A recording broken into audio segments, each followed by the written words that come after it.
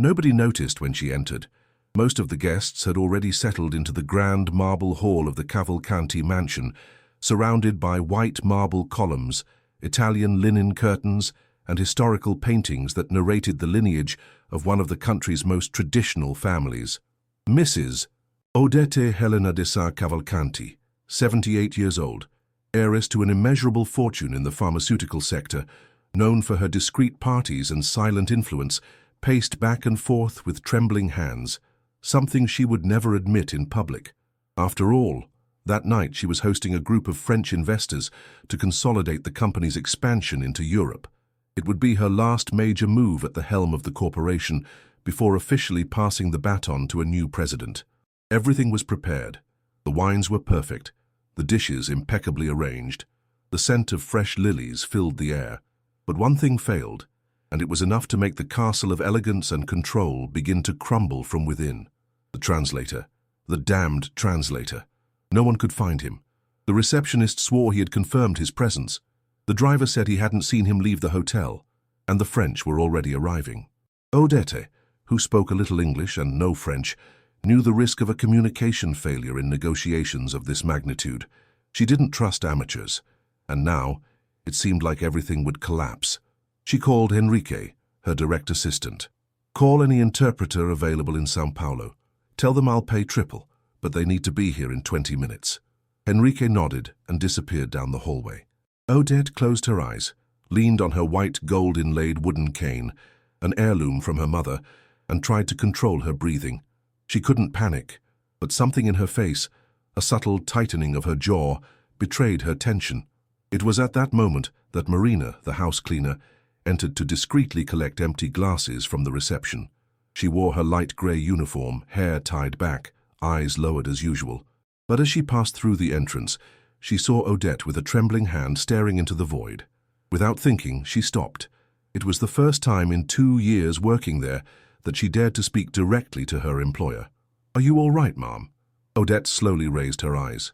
At first, she wanted to ignore the question, but the tone was calm, respectful, almost maternal. Something in her recognized it as familiar. She merely nodded. "The translator didn't show up," she murmured. Marina hesitated. She took a deep breath. She knew she could be fired for meddling, but she spoke anyway. "If you'd like, I can help. I speak French." Odette furrowed her brow. "What did you say?" "French. I lived in Marseille for 5 years. I worked as a caregiver for the elderly, and later as an interpreter in a rehabilitation clinic. I came back to Brazil because of my mother. Since then, I haven't used the language, but if you need me, I can try." The room fell silent for 2 eternal seconds. A waiter glanced over in shock. Enrique, who had just returned with a phone in hand, froze upon hearing the offer. Odette stared at Marina, as if seeing her for the first time. Not as an invisible employee, but as an enigma. "Can you translate technical negotiations, business terms, pharmaceuticals?" "I can try. I learned all that there, but I'd need to see the documents first." Enrique, surprised, held out a leather folder with the contract terms. Marina reached for it. As she opened the folder, her eyes scanned the terms quickly, like someone reading a familiar old recipe. She nodded calmly. "I think I can do it." Odette hesitated. She wasn't the type to act on impulse, but she also wasn't the type to ignore unexpected talent, and something in Marina's confident gaze stirred an old, buried memory. She took a deep breath and said simply, "Come upstairs with me. Put on something appropriate. Enrique will show you the emergency closet."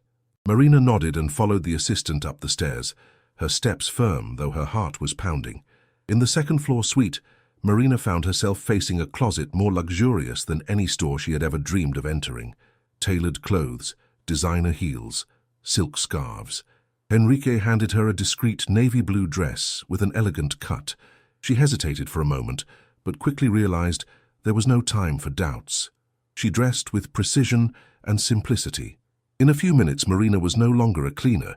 She was a mysterious, elegant figure, her hands firmly holding the folder of documents. When she descended, the atmosphere had changed. The French had arrived.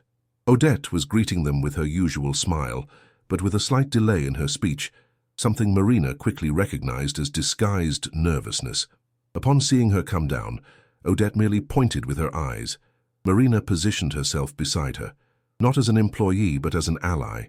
"My name is Claire," she said, using the French name she had adopted in Europe. The guests nodded politely. The oldest among them, Monsieur de la Croix, asked, "Vous êtes l'interprète officiel?" Marina smiled elegantly. "Disons que je suis une solution inattendue mais efficace." Everyone laughed, and so the meeting began. For 2 hours, Marina navigated technical terms, business strategies, and idiomatic expressions with a fluency that impressed even the investors. With every precisely translated sentence, Odette glanced at her sidelong, as if seeing a reflection of her own past. Marina wasn't just good, she was refined, subtle, witty. She knew when to soften a harsh phrase, when to amplify a compliment, when to omit a hesitation to maintain the elegance of the discourse. But what no one knew yet was the reason for her precision, because it didn't come from study alone.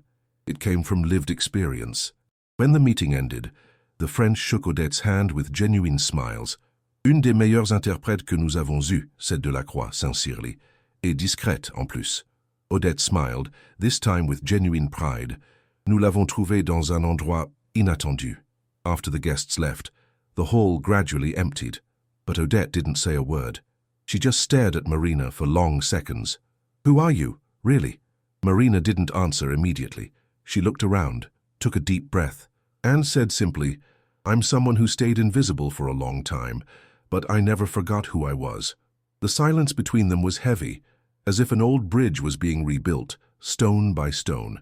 Odette, accustomed to surrounding herself with people who said what she wanted to hear, saw in the woman before her a different presence, a voice that carried scars, not flattery.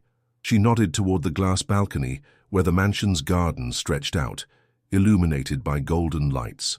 "Walk with me," said Odette, and Marina followed. They walked slowly, under the soft sound of the central fountain. The night air was cool, and Marina's shoes made a faint sound on the stone floor. When they reached the marble bench at the back of the garden, Odette sat down with difficulty. She didn't offer a seat, but Marina, without hesitation, remained standing, as if she knew exactly where she belonged. "Many years ago, my father taught me never to trust surprises. He said the unexpected is the greatest enemy of empires, but today," she looked at her hands, "today I realize he was wrong. Sometimes it's in the unexpected that God hides his best answers." Marina lowered her gaze. "I don't know what to say." "Then say what they haven't told me. Who were you before you became invisible?" That's when Marina took a deep breath. She didn't know how, but she felt it was time to tell. The woman before her wasn't just a powerful heiress. She was someone who, in silence, carried the weight of time and loneliness. And she deserved the truth. "My full name is Marina Bernardes de la Cerda. I graduated in literature from USP with a postgraduate degree in technical translation from the University of Lyon. I worked in France for 5 years as a medical and judicial interpreter. I had recognition, yes. But in 2016, my mother was diagnosed with advanced Alzheimer's. I came back to Brazil to care for her alone. I spent everything. When she passed away 2 years later, I had nothing left. No resume, no connections, just debts and shame. So I took any job that came my way. Here, no one ever asked me anything. They just said, 'the cleaner.'" Odette didn't respond. She looked at Marina's hands, firm, careful hands that knew how to wield words like scalpels. "And now, cleaned windows and collected glasses. And why did you stay?" "Because here there was silence. And sometimes, silence hurts less than the disdain of those who know you." The words hung in the air for a few seconds. Then, unexpectedly, Odette stood up and said only, "Tomorrow, come in regular clothes. We'll talk about opportunities." That night, Marina slept with a divided heart.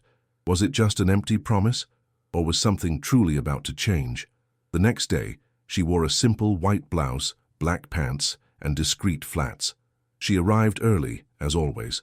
But upon entering through the front door, the security guard, the same one who always ignored her, greeted her with a, "Good morning, Mrs. Marina." She felt the ground shift beneath her feet. In the mansion's library, she found Odette at a table with a notebook. Beside her, Enrique, the assistant, seemed more formal than usual. "Marina," said Odette, "I don't like to drag things out. You have talent, preparation, and you've lived more than many people in here. I have an opening in the Institutional Relations Department where we need someone with linguistic knowledge and finesse. It won't be easy, but it will be fair. Are you willing?" Marina felt her heart beat to a rhythm she had forgotten. Hope, I'm willing. The following week, she was already wearing a badge. Not as a cleaner, but as a senior analyst. The news spread, of course. Some whispered. Others found it odd. But what surprised most was her demeanor. She didn't boast, didn't retaliate. She simply did what she knew how to do, with excellence. But challenges came hard. In her third month, an international event at the company headquarters required her to organize the reception and accompaniment of a Japanese delegation. Marina, who also had some knowledge of Japanese from working in multicultural clinics, dove into the details. She planned everything with surgical precision. And that's when a protocol error nearly ruined it all. The Japanese anthem was mistakenly replaced with a modern remix, considered offensive. The atmosphere grew tense, but Marina stepped onto the stage, asked for the microphone, and in fluent Japanese respectfully explained the mistake, took responsibility, and recited verses from a traditional Japanese poem about forgiveness and honor. There was silence, and then applause. When she stepped down, Odette was waiting for her. "You don't fix mistakes. You redeem the environment," she whispered. Gradually, Marina stopped being an exception and became a reference. Her colleagues began asking for her opinion. Heads of other departments sought her help with technical documents. And when she completed a year with the company, Odette did something she had never done for another employee. She brought her to the board. Of course, the invitation shocked people, but Odette was clear. "I don't want just technical minds. I want hearts with memory, and you carry both." Marina's journey went beyond the company's walls. The press soon found out, and what began as a curiosity became a headline. From cleaner to executive, the woman who redeemed corporate silence. Her story was told in lectures, podcasts, events. But what mattered most was what it sparked. With Marina's support, Odette created an internal program called Invisible Voices, a platform to identify hidden talents among the company's lowest-tier employees. Cleaners, drivers, kitchen staff, security guards, all gained access to mentorships, aptitude tests, and real opportunities. In less than 6 months, 3 new employees were promoted to technical roles after going through the program. One of them, by the way, was Marina's nephew, who until then had been washing cars at a gas station. The Cavalcanti mansion, once a symbol of an untouchable elite, became a national example of internal mobility. And when Marina was invited to receive an award for corporate social inclusion, alongside Odette, their names stood side by side on the stage, a 78-year-old woman and a former cleaner who now signed international contracts. At the end of her speech, Marina held the microphone and said something she had never said publicly. "I'm not an exception. I'm proof. Proof that talent doesn't die. It just sleeps in the corners where no one looks. But when someone shines a light, the invisible shines." The audience fell silent, and then they stood to applaud. 5 years later, a new generation of employees walked the company's halls. Marina was now Director of Global Relations. Odette, retired, watched from afar, proud. But sometimes she visited, and whenever she arrived, she asked for Marina to personally receive her. "Do you still remember that first night?" she asked one day, sipping tea on the balcony. "How could I forget? The truth is, you saved me, and it wasn't even your job." Marina smiled. "Maybe it was. It's just that no one knew it yet." Time passed and left gentle scars like tide marks on the stones of an old pier.